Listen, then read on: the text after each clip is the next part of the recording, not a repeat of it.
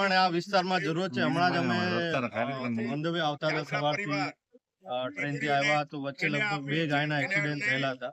ખરેખર આ પટ્ટો એકદમ નિર્જળ છે અને કમ્પેરિઝન ટુ માંડવી તાલુકો કે એ બાજુ આ બાજુ થોડી લીલોતરી ઓછી છે.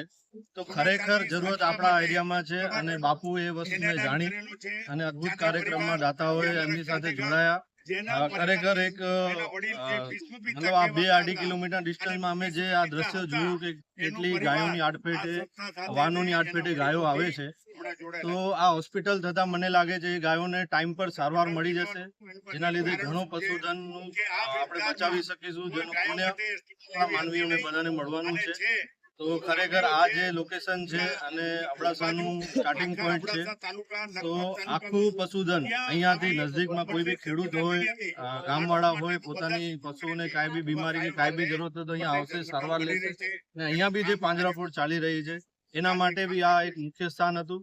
તો ખરેખર આ જગ્યા વિશે અને આ જગ્યા પર થયેલા કાર્યો વિશે જબરજસ્ત બાપુનું દીર્ઘદ્રષ્ટિ પ્રમાણેનું આયોજન છે અને ખરેખર આ અદભુત થવાનું. હું આપને નહીં કરીશ, કારણ કે એમાં સોના ચાંદી અને જે ઘરમાં દીકરીને જોઈએ જેમ ત્રિજોરી તે કરીએ એ પણ આપીએ છીએ.